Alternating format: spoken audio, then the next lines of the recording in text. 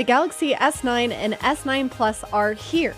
These are Samsung's answer to the iPhone X. They're beautiful phones, and they're all about the camera. Both of them do something really novel with a 12-megapixel lens that automatically snaps between two settings, one that's best for low light and one for all your other shots.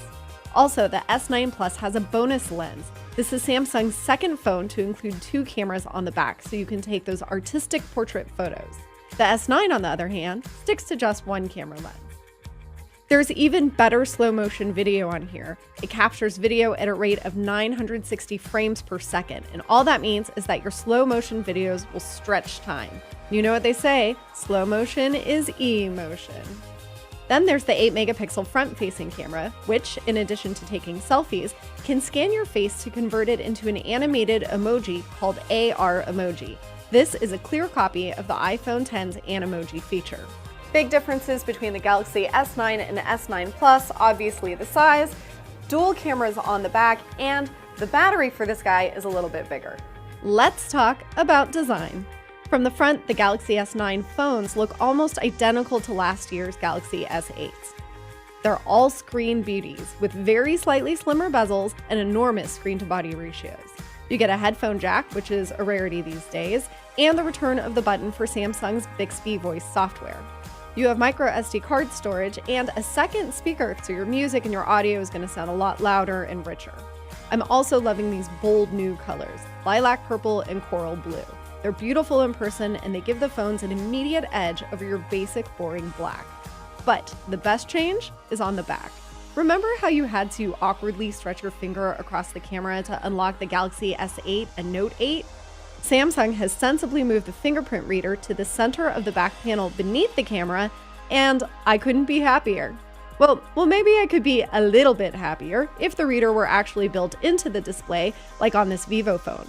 That was one rumor that just didn't pan out for the S9.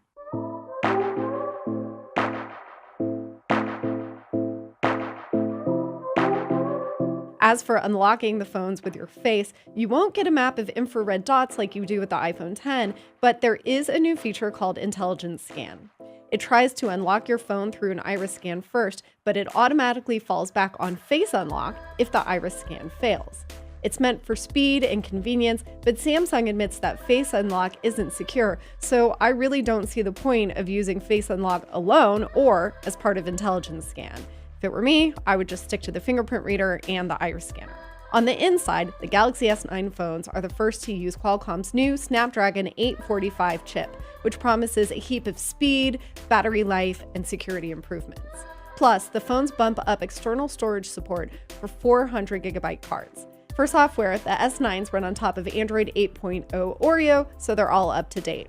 There's plenty that the S9 and S9 Plus borrow from last year's S8s. Screen size. At 5.8 and 6.2 inches, they've got very high resolution displays. There are 3 storage options. They vary by region, so you may not have your choice depending on where you live. There are also the same battery capacities as last year's models, but we're hoping that they'll be even more efficient this year for longer battery life.